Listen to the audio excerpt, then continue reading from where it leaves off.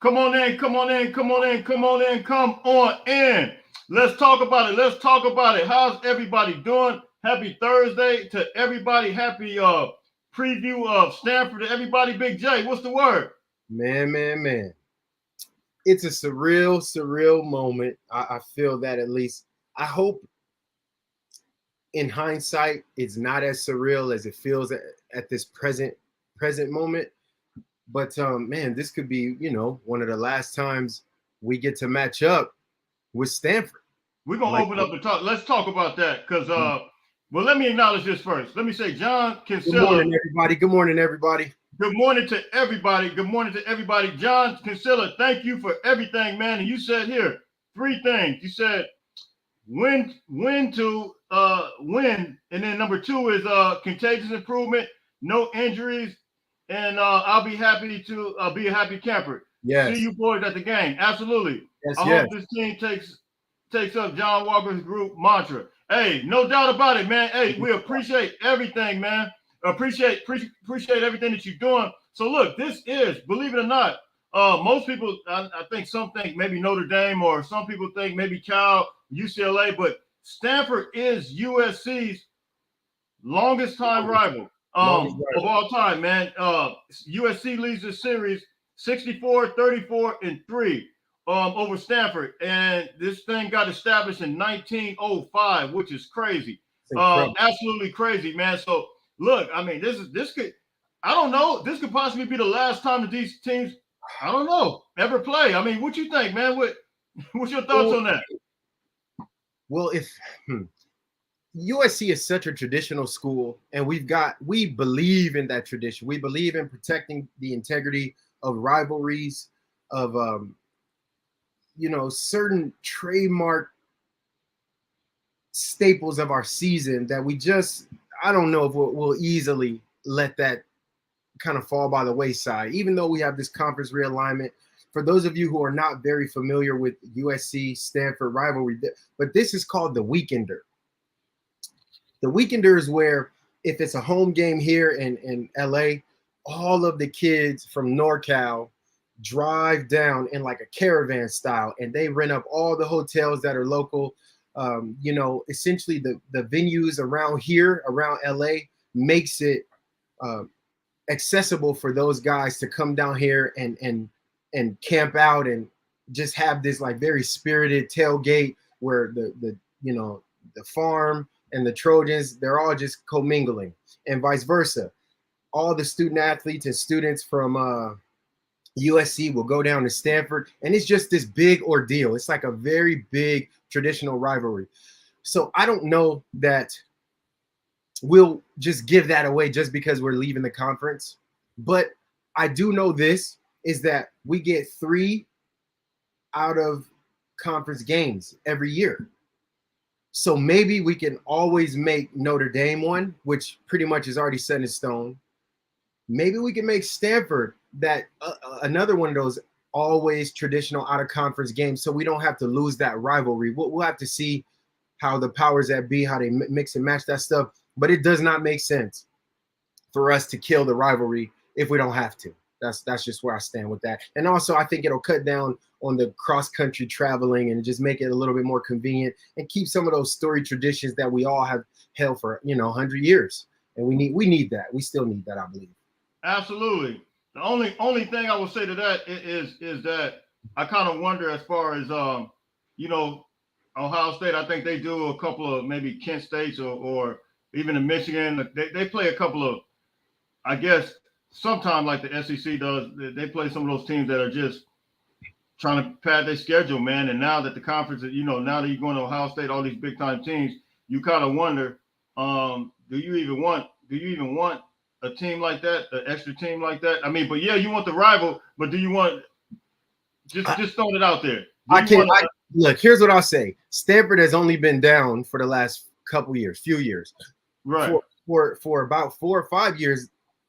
I mean, they were legit, man. I hate to admit it, but when Harbaugh came, he reshifted the culture, and then Shaw came and he made them a national powerhouse. I mean, he had it going for a while. Personally, They had the best player in the country at one point when they had McCaffrey. I thought he should have won the Heisman that year, personally. I remember when they had Toby Gerhardt, they were good. Man, oh yeah. They had about Toby. They had Andrew Luck. Those dudes were ballers. So I can't say that that's not a low level team. They just had to shift some things and kind of just like USC had to do. They had to kind of reinvent the program, bring in some fresh blood, and reinvigorate the culture there. And I think with this new coach, they may have. Well, we're gonna get into that for sure. After I saw some of that film, I said, "Oh yeah, this is actually going to be a little bit more tricky than I anticipated." Yeah, and they look very organized, and we're gonna get into them. And just to recap on some of the things that took place last week, highlighted things that took place last week. Of course, Caleb Williams, he went for 18 for 24, 319 yards, 5 touchdowns, and then on the offensive side, it was Taj Washington, which we consider to be the most consistent guy on USC. Right. 3 receptions, 75 yards, 2 TDs. And then from a defensive perspective, I think one of the highlights that we kind of highlighted last week was Shane Lee and Rajon getting in there at linebacker and really Shane Lee leading the team in tackles. So as we move on to start previewing this team, and we did have 668 yards total last week, which was incredible. But as we move on and start looking at this team, I guess we could deal with the defense first. Since I kind of mentioned Rajon and Shane Lee, do you pick up with them since the fact that they kind of executed last, or do you kind of start with Tackett and I don't know if Mason's going to be healthy or not. I don't know if Gentry's going to be healthy. I know they practiced yesterday with I think they had the equipment on. So as we move on to this defensively, what do you think? So instinctively, I say you go with the guys who you believe earned it competitively through training camp. Like you started with Mason Cobb. There was a reason why. Although I do love how Rajon played and how he fit the run game. I love how he was able to spy the quarterback and adjust out of his his gap responsibilities. He played a very sound game that remind me of like I want to reference him to like a Keith Rivers or a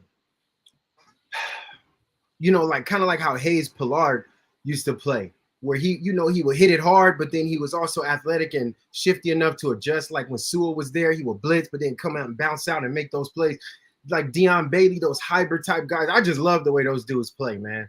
Like, yeah, I love the way those guys play. And Rajon showed me flashes of like a combo of like how Keith and Clay used to play, how Hayes Pillard used to play, how Deion and Susie used to play. I like that. I like that style of adaptable linebacker who doesn't just have one track mind, see gap, hit gap, see ball, hit ball, but actually has the ability to read, redirect, and then be disruptive with athleticism and elusiveness and physicality. I like that. I like the instinctive stuff that I saw with Rajon. So personally, I don't think you get a drop off. I'm a little bit biased to Eric Gentry because I absolutely love what he brings to the defense.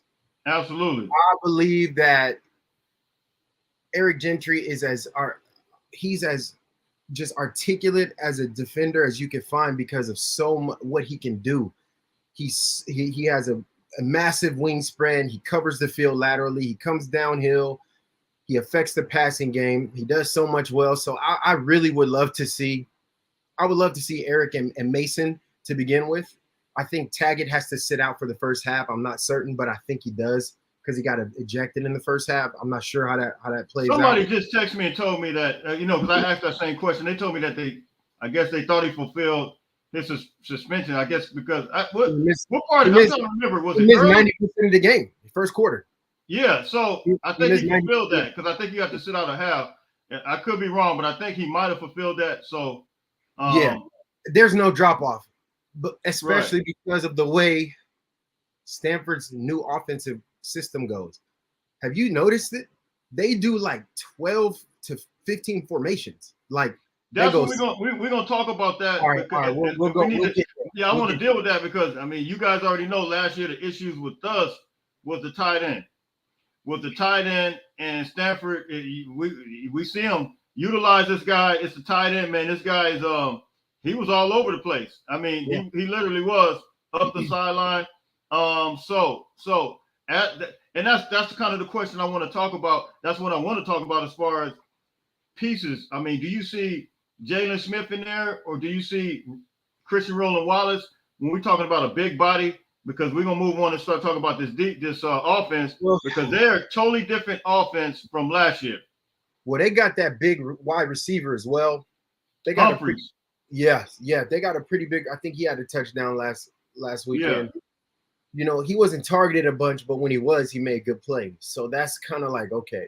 So I don't mind seeing our bigger corner secondary guys, even Domani. I'll throw Domani out there, but I do think that you need like a, you know, CR Dub out there, you know, yeah, absolutely. because he's just physical. He's battle proven. I mean, he's, you know, he's been playing college football for four seasons essentially, and he's the type of guy that I do think can end up being one of our standalone lockup guys, even though he's not getting the press for that. I think he has the talent for it. That's my opinion, based on watching him the last two games. Now, when it comes to that big tight end, we're gonna have to throw a combination of things at him, because he doesn't just always line up and run routes. They run like ET stuff, and they motion him. They, you know, they'll put him in the backfield and send him out late. Yeah, They shift them. They do. I saw like double wing. I saw it was crazy. It was kind of weird. It looked like wishbone, Yeah. like old school stuff. So you'll see that we need to probably hit them in waves so that they can't get a full diagnosis of what type of defender to attack. So I don't mind seeing Jalen. I don't mind seeing Taggett. I don't mind seeing Eric. I don't mind seeing Ray. I don't mind seeing Shane. Mason. I think we have the depth and the diversity to throw different looks defensively to match their offensive little games that they like to play. Because even though I think their true style is like a spread type modern day, Pac-12 style of offense, they get into these bunch clustered sets where they like to motion. And man, there was even a play where they like lined everybody bunched. I think they had 2 or 3 tight ends. They ran some action away, and then it was a misdirection, and the quarterback ended up becoming like a lead blocker. Well, yeah, it's a quarterback. It looked like a quarterback sweep. They do a quarterback sweep, and then it's a design quarterback sweep, and then they do a design quarterback up the middle run, which was kind of. But I think with the quarterback design run, I think we're good on that, just based on the push that we have. We just need eye discipline. We need eye discipline, and that's why I think not one set of linebackers is going to be most ideal. I think the mixture of the different players seeing it and cueing it and filling out which players tend to react better to that type of misdirection, and who can adjust out of it if it's like a reverse pass or something. Because I know that they're going to do some tricky stuff, just like they did last year. You know, even though it's a different coaching staff, like they came out with that slow, long mesh. That was a changeup. Everybody's going to give us a changeup when they play USC. It's just how it is. They always do something that we didn't see on film. It happened every single game last year that the offenses that we played did something that they didn't put on film. So, absolutely. And just a little background on the coach, Mr. Troy Taylor. He's coming from Sacramento State. He did average like 40-some points a game coming from there, and he looked like he's trying to implement. He has implemented that same type of offense now. And as you alluded to, the quarterback is going to be doing all kinds of movement, different things. And the tight end is they utilize the tight end very, very heavy. And the tight end the quarterback name is Austin Daniels.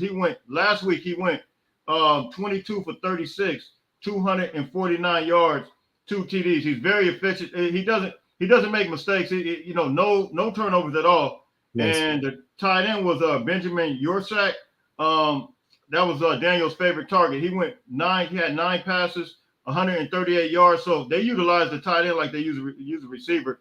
Put you in the mind frame of Utah, the way Utah utilized their tight end as well. So I do think, and those are and to your point, their other receiver, John Humphreys, he had 3 receptions for 29 yards. Then they ran running back was Casey. He had 67 yards, and then EJ Smith, he had a touchdown as well. He's still there, but those are the guys. I think those are going to be the key guys that USC has to contain. Any worries as far as what we need to contain, edge wise or anything like that? Because I did see some plays going towards the edge. Yeah, I don't think I have worries about the responsibility of containing from the edge perspective. I just don't want us to get so aggressive that we get upfield and create new rush lanes, particularly because they do a lot of different things from unique fronts. It's the misdirection that I care about, just because we haven't seen it yet this year.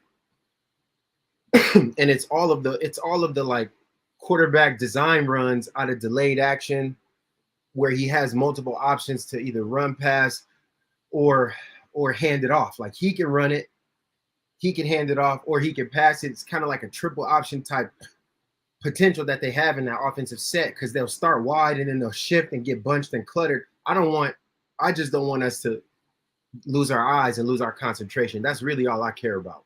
That's the only way I see them. They're not faster than us. It's just no. Yeah, it's just and a matter. The crazy thing about it, I've seen Hawaii.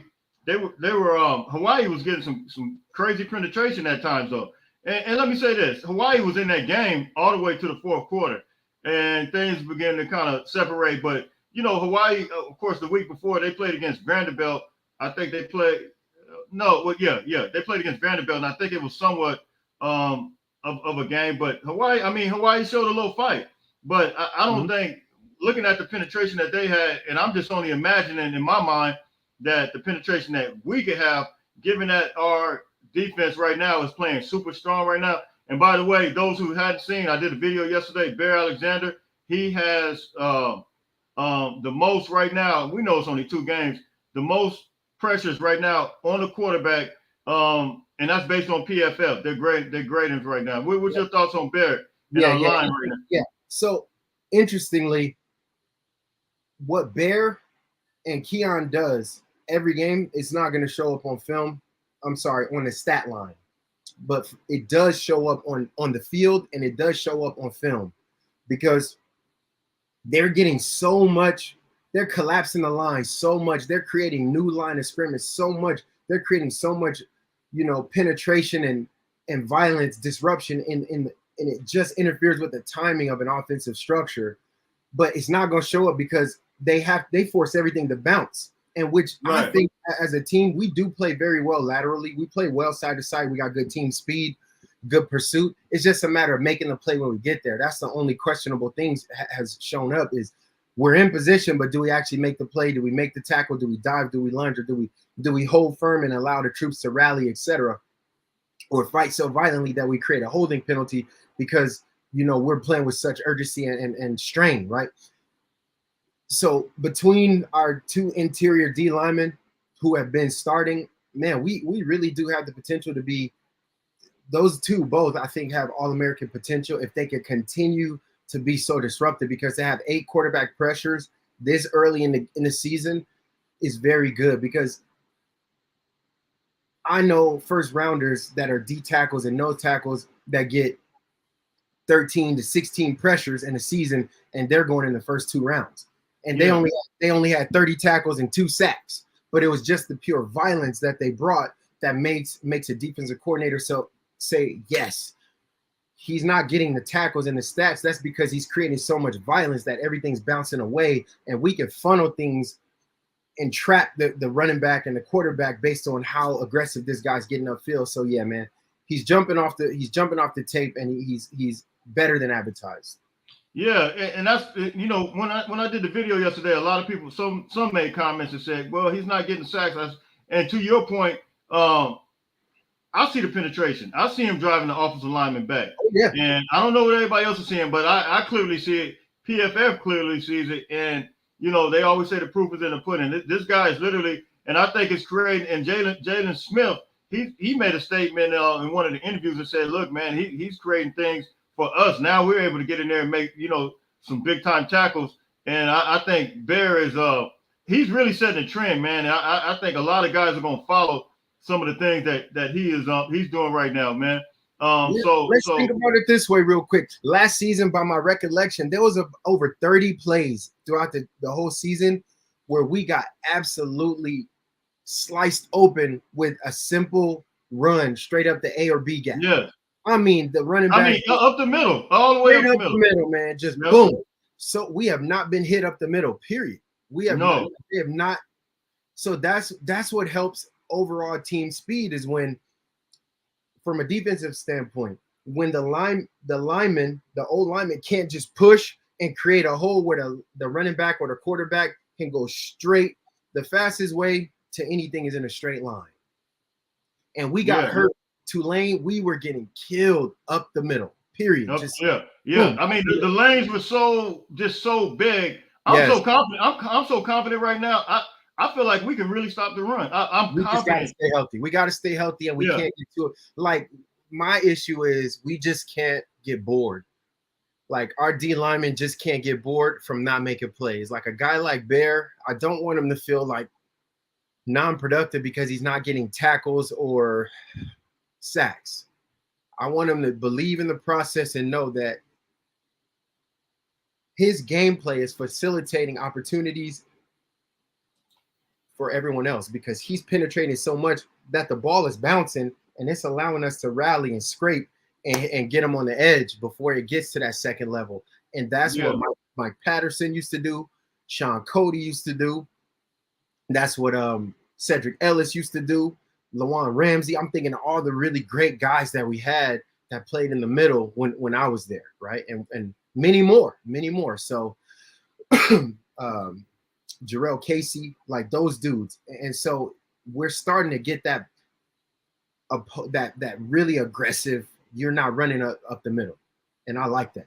Yeah, absolutely. And I feel very confident in that now. Now, as we look at the offensive side of the ball, last week we had, believe it or not, Nevada had the ball for 35 minutes. We had it for 24 minutes. We had a total of 12 drives. Nevada had 14 drives. We had a total of 54 plays. Nevada had 72 plays. We had a total of 668 yards. Nevada had 360 yards. We had a total of 12.4 average per play, 5 to Nevada. So with that being said, what do you think the keys is for us as an offense? Like, what do you want to see as far as rotation and how we control the ball? Do you want to see us run more? I mean, what's your thoughts as we look at the offense now and controlling the clock? I would love to see us control the line of scrimmage and play a physical, like a very physical gap sound offensive scheme.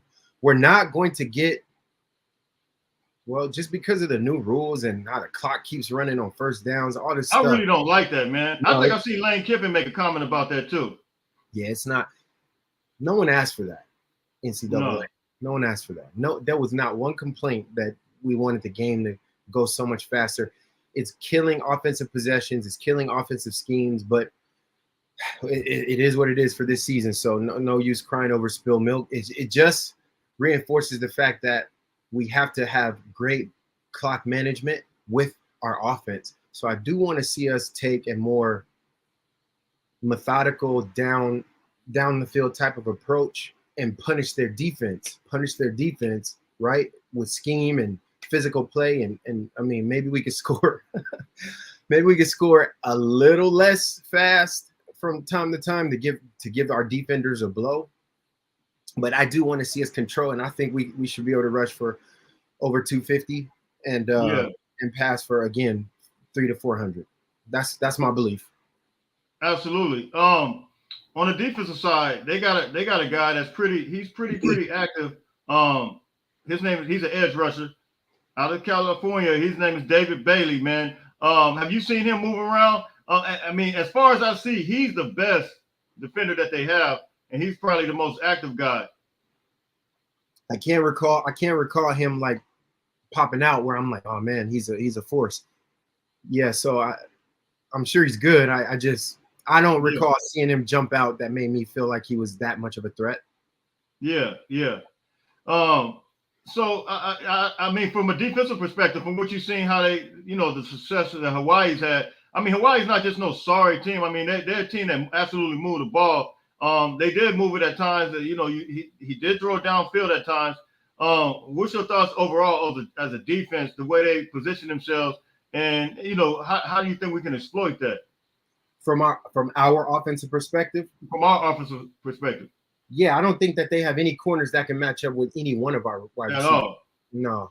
but that doesn't mean that guys can't rise to the occasion. You know, this is USC, and everybody plays like an All-American against USC. It's historically, that's the competitive nature of a person that wants to be proven, and they know that there's not going to be much of a bigger platform than to go against a Heisman, you know, a defending Heisman winner, and arguably the best offensive unit in the country, and arguably the best wide receiving core in the country. And I don't care what anyone says. Last season, they said Ohio State was the best receiver core. Well, they didn't prove that. Yeah.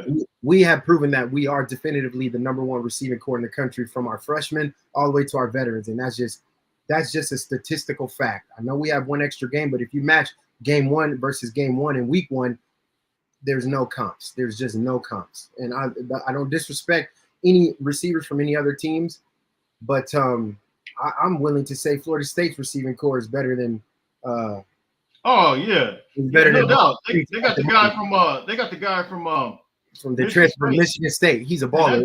That dude is a baller beast, as well. man. So yeah, what I'm saying is, yeah, the Stanford corners, I think that they're outmatched, but we can't sleep on anybody. We can't sleep, and you know, these guys could put up 30-something points with scheme if we don't play sound.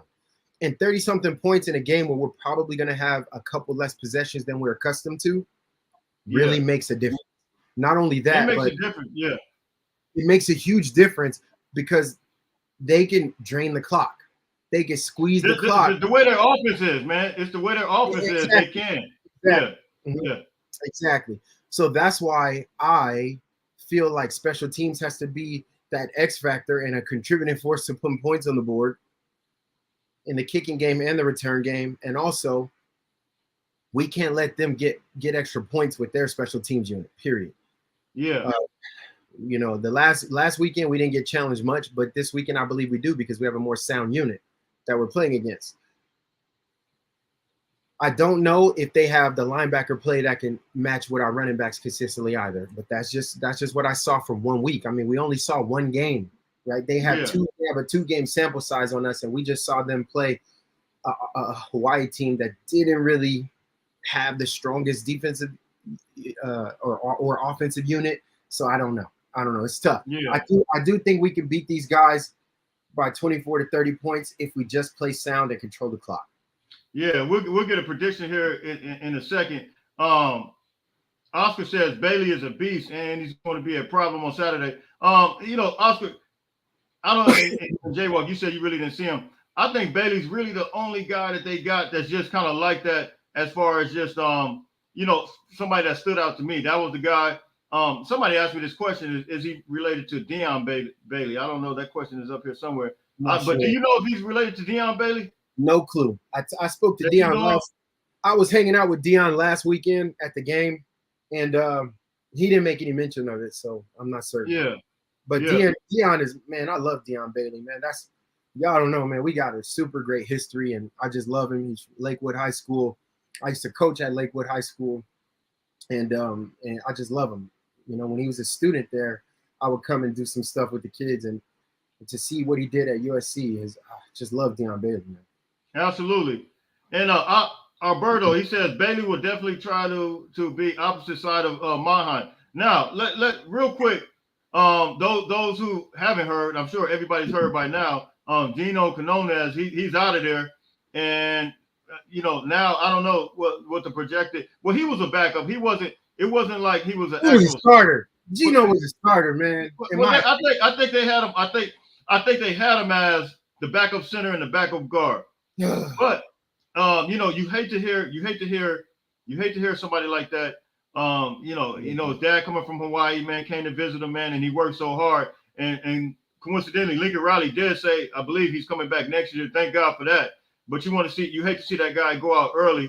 And now it looks like, I don't know if we want to say our line is thin, but you know, hopefully Pregnon, Eleni Noah, those guys, man, they can step up. What's your thoughts on that as far as the line is concerned? Any concerns with the line? Well, first I'll just say, Gino, man, it's a heavy loss, man. You know us, you know our relationship, man. you'll be missed out there. Your energy, your presence. And when I saw you go down, I just immediately started praying. But God has a plan for you. You get to come back as a super senior next year and really lead the troops. And we're gonna need that leadership. Keep your fortitude. Keep your poly fighting spirit. You know what it is, man. We love you. We're gonna miss you this season. Your absence on the field will be felt, but your energy most certainly within the organization of the unit. We need that leadership. So get the younger guys and the less experienced Trojans, get them sound, man, and you get yourself back because we need you. And with regards to our linemen, I think that'll help guys rally and really recognize the significance and importance of staying together. And so when you lose a brother, especially one who is just proven and tried and true, it forces you to kind of bond together. Sometimes this type of adversity can lead to a greater level of cohesiveness. So I'm praying that that's where we are with this, and just get back stronger, brother, because we're gonna miss you. Absolutely, man. So what are in your opinion, Jay? What you think the keys to the games are? Of course, I think it's gonna be Caleb. We need to I need to talk about Caleb real quick. Something that his dad said. I did a brief little video clip about it yesterday. You think there's any validity to this? With something that his dad said about him possibly coming back? Not to get all the way up. I do, because if you look at the track record of quarterbacks who have been taken high, especially number one on the top 4 places, they don't always go to the strongest teams or the strongest cultures or the strongest offenses or the strongest franchises in the moment, because the NFL focuses on parity. That's why the worst team customarily gets the first pick. Yeah. That's very detrimental to the long-term success of a great up-and-coming young player. It just is. Like, think about how many really talented quarterbacks went into systems that weren't designed for their skill set, that couldn't cultivate or nurture them, and then they were made the scapegoat. Like, if you really look at it, it doesn't even make sense to be the first pick if you're going to go to a team that isn't as talented or is equipped to nurture you, or who's going to put all this unjustified pressure on you because they decided to invest in you. I've seen hundreds of amazing young players, not just quarterbacks, but particularly quarterbacks, take the full brunt and pressure of a disorganized franchise, and they were made the scapegoat, and they were called the bust. They were called the one that didn't make it happen, not the horrible team. I don't get it. Right. So yeah, I would much rather see Caleb be maybe a top 10 pick, and I'm this is no hate or shade. I would much rather see him be a top 10 pick, fall into a team that has a quarterback that's on the fringe, let him sit out a few weeks, gain some experience, and then take over, just like he did at Oklahoma, right? And then ease into a system. Maybe his signing bonus or his contract money isn't going to be as illustrious, but his sponsorships, his endorsements, the things that he's doing with his name, image, and likeness at the professional level will I don't even like to use that term, will supersede any other contract money that he might get. So yeah. So if that means sit and stay another season, yeah, but we'll determine whether that's going to be something that is advantageous for him and his family or not. But I don't think that he needs to do it the way people say he needs to do it. Yeah. But here's the thing now. I think with NIL, man, NIL, and I've lost track of so many. Caleb has so many deals, whether it's with Beats, he got his own podcast. He has United Airlines. I mean, I can't even. I've lost track, and I'm not. I don't think it's going to accumulate to what the money that he's going to get in the first round. Which I think Bryce Young. I can't remember. Was it $30 million guaranteed? Some crazy. I never count other people's money, but well, they announced it. I think it was 30 million, and I don't think his string. I don't think his NIL deals will account up for that. But I'm just saying he is getting something. I mean, does NIL? You think NIL helps you at all? It's enough to sustain you in college and maybe give you the opportunity to kind of look at the NFL landscape before you just jump in there. The truth is he just got that. I think he's just got a Nissan Now he's with the Heisman house. He's doing all right, right? Yeah. So he's not pressed to jump into the draft if he's gonna fall into a toxic organization. That's just how I feel. Right. So I think the keys to the game, and Caleb may be coming back. I don't know. I don't know if that's gonna actually happen. We'll see. Right, But, Big Jinx, Dr. Pepper, Wendy's. You're right. Caleb he's doing all right. He's racking in the money. He's doing all right. So with that being said, the keys to the game, of course, is Caleb. I mean, do you want to see him? He had 319 yards. Now I know a lot of people were saying, "Oh, I had to respond to a guy on Twitter yesterday about a couple of days ago about Caleb and comparing him to Sanders." I said, "Man, the guy's been getting Caleb's only been playing like basically 3/4 these last 2 games, so you can't really compare. Sanders had 60 snaps." And he had 500 and some yards passing. So do you want to see Caleb hang in there a little bit, or you still want to, we're looking at the long run opposed to the short and those Heisman numbers? So Heisman numbers, it's a combination of a lot of statistics that they aggregate together.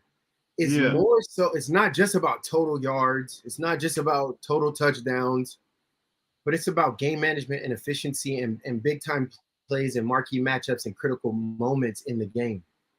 Like, you want to see your quarterback throw for over 80% throughout the season. You want to see him throw for under, 6, creating 6 turnovers under. You want to see him navigate at a very optimal level that's duplicatable week after week after week. I don't think, and it's not scalable to throw for 500 yards a game. It's not going to happen.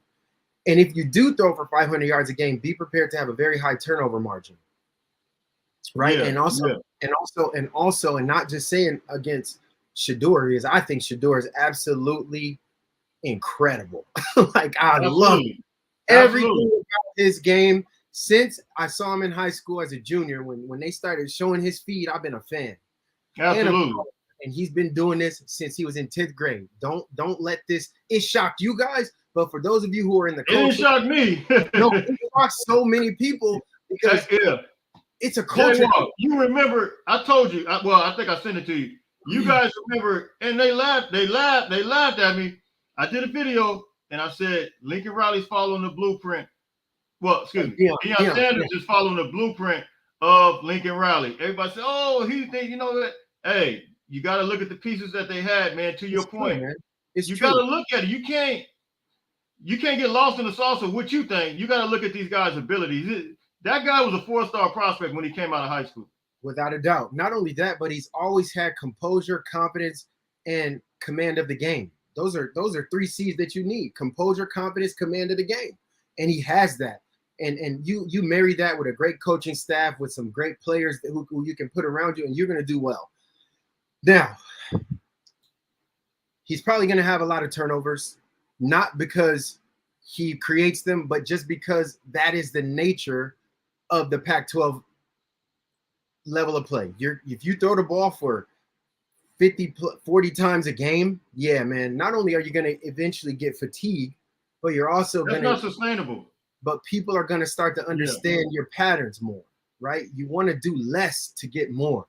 And I thought that he had to put quite a bit on film last week to get that win against a defense that wasn't, in my opinion, was not on the outside. They weren't that great in the secondary. I don't think that TCU had a great secondary matchup.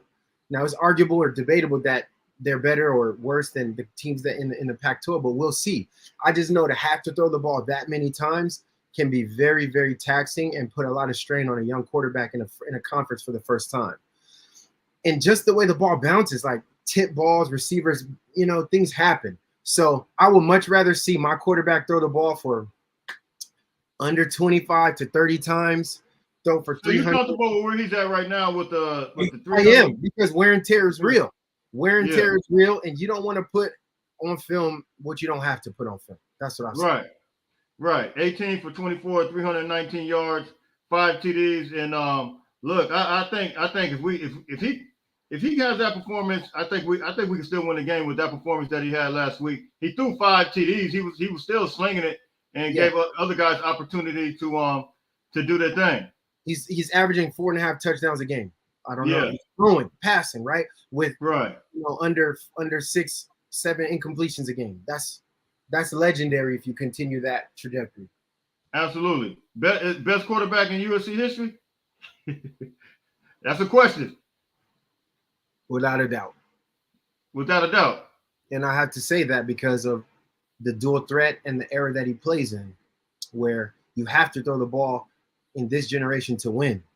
And so I've never seen any USC quarterback, as much as I love all the guys I played with and I love them, I've never seen anyone do what Caleb is doing, ever. I don't think I've seen NFL quarterbacks do what Caleb is doing.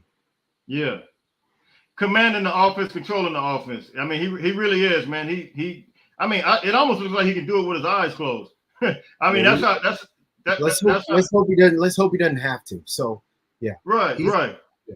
And he's gonna have some of these breakout moments that we just go, how is this guy doing this?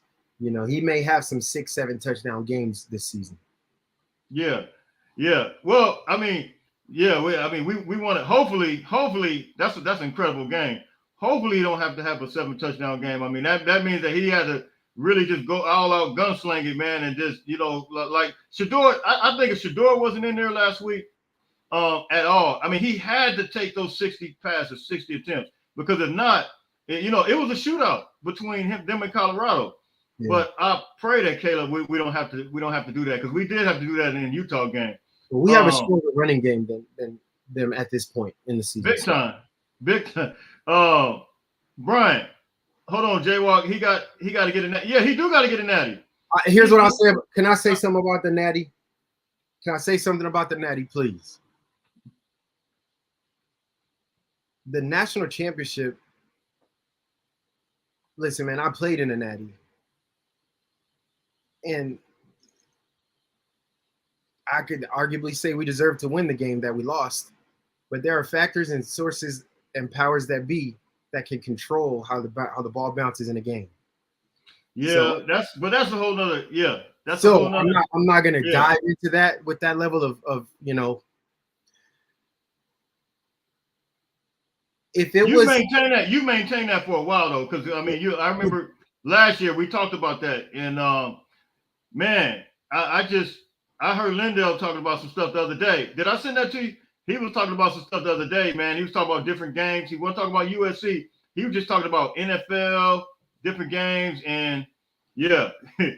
Look, I mean, a national championship doesn't, because Carson Palmer never won a national championship. Let's be honest, and yet we coined him the best quarterback in USC history before this. So we can't have a double standard. If for whatever reason Caleb in his time doesn't get there, all right, you got to look at statistically the body of work. And I'm talking about statistically. Last season, in his first time putting on a Cardinal and Gold jersey, he broke every quarterback record, every single one. How can you dispute it? And again, I love Carson Palmer.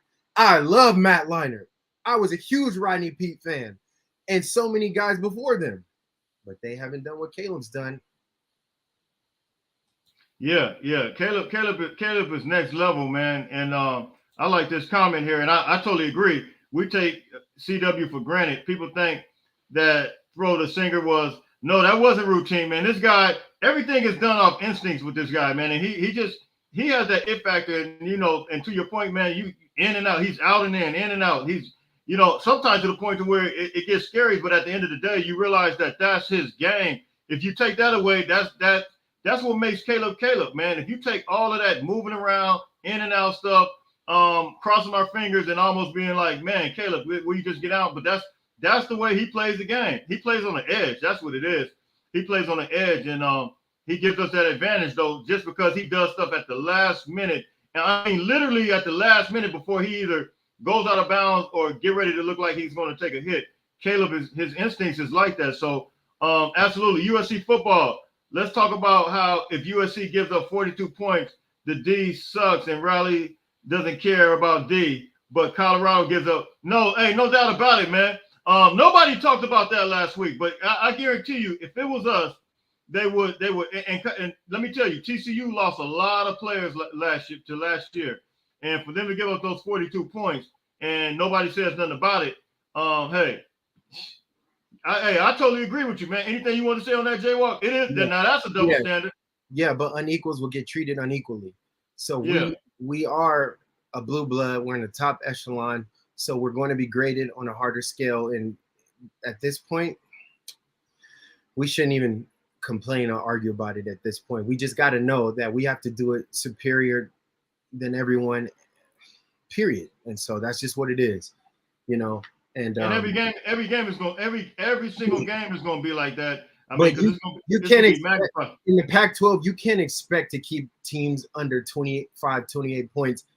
These offenses are too ridiculous. They're the weapons that they have are too talented. The quarterbacks are too prolific. It is not going to be.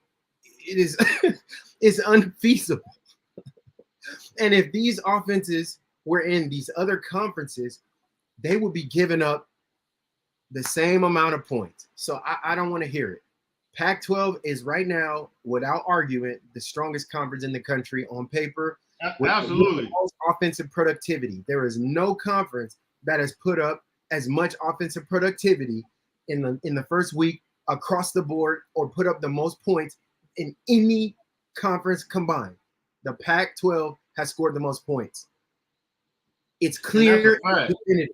And so let it be. We're playing the strongest offensive units from a scoring perspective. They may not be the biggest. They may not have the scheme, whatever. They may not be pro style. They may not be the most celebrated, but score for score, ability to put points on the board, nobody does it like the Pac-12. It just nobody. Absolutely. And crazy and oddly enough, that this year is that the teams even that we thought that weren't going to be that good, from a quarterback perspective, I mean, you got guys emerging. You got the freshmen emerging. Of course, you got Jaden Delore from Arizona, quarterback from Arizona State. He's balling out. Yeah, you got all these guys are balling out right now. And so, look, from top to bottom, man, we got to face one. And then this guy this guy that we playing this weekend, Stanford, he looked like he's all right. He's decent. I'm not saying he's Jaden Delore, but he is pretty decent, and he can run that offense to a T, man. So he had over 40 yards rushing. He had over 40 yards rushing on design running plays.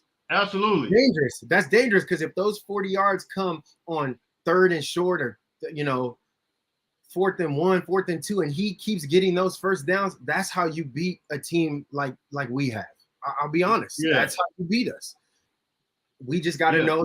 We just got to know that we can't let them extend drives that way. Absolutely. Absolutely. So as we get ready to come close to bringing this to an end, as far as what we think about Stanford, overall, your thoughts about Stanford, and then what is going to be the score prediction in your mind as far as Stanford and USC this weekend, man? Are we talking about another 50 points, another blowout? Yeah, I think we can score 48 to 50 points, 52, somewhere around there. I believe we can. With what I see in their secondary. Now, depending upon how Stanford controls the clock, we'll factor into that. Also, how our special teams complements what we do. We got to get some 3 and outs and block a punt, scoop and score. We got to get a strip fumble. We got to get an interception, pick 6. Those are the factors that we definitely need to bring into this game with the infancy of our Pac-12 play. Now is when the turnover bug for our defense needs to start to happen. Yeah, we haven't seen that yet, but they said we couldn't win. They said we couldn't win without it. You know, we force 4 3 and outs, we decisively win this game. We force 4 3 and outs and get 1 to 2 turnovers, INTs, strip fumbles, punt blocks, field goal blocks, anything of that nature. We will control this game very, very handily. And I do think that that's something that we have dialed up based on just some stuff that I've been witnessing. Yeah. So, I said it first. If you guys see it this week, yeah, man, that's something that's been a focus of emphasis. Also, I think that our offense could bully them in the run game. We just got to do it. Absolutely. We could definitely bully their. And I think we can hold them. We can hold them under 28 points. So okay. So give me your score prediction. I'm going USC 52, 56, somewhere around there, because I think we got it. Stanford, 24. 52-24. That's what you're going. That's your final answer. That's me. That's your final answer. Okay. I actually had 52 in my mind. I was saying 52. Now you looking at me, man. You want to know? You want to see what? Hey, I'm gonna say 52-21. I don't, Okay. I don't even want to give him that extra field goal. I was getting ready to say 52-17, but I'm thinking more so 52-21, and we'll see how that works out. But I really believe this with all my heart. I believe this defense is starting to really, really shape up. I believe they can tighten it up to limit them to 14 points. It all depends on them. It all depends on what type of energy they play with and what type of attitude they play with and what type of confidence they play with. I believe that this team is really starting to gain more confidence as they're starting to see that they're gelling together. They're starting to trust one another and feed on one another. So I believe if they capitalize on that, we could see a 52-14. But I'm just leaning on 52-21 right now. I think Stanford is going to get they're going to get a field goal at some point in the game. Yeah. I think we're going to force them to kick a field goal and they may make it. And I just see, in junk time, I see them scoring maybe 2 touchdowns, and then 1 competitive touchdown. So I don't know. We'll see. Yeah, 1 really competitive touchdown against our first unit, possibly, and maybe 2 junk touchdowns against our backup unit, plus a field goal somewhere in the midst of the game. Yeah. I don't want to. Yeah. We got to handle these stuff. That's just it. Yeah, we got to handle. USC priority said as a unit, this defense is playing for each other and it's going to be special. I feel the same way. I feel the same way. 40-0. hey, I wish. I wish 48-24. That's very reasonable. That's reasonable. That's very reasonable. So look, man. We just come through with all the questions real quick if you can. Who's your player of the game? Who's going to be your defense and offensive player of the game? Yeah, absolutely. Come through with all the questions real quick. And as far as the defensive player, I got mine in mind. As offensive player, I'll let you go ahead and go first, real quick. Defensive player of the game? Yeah. Kalen Bullock.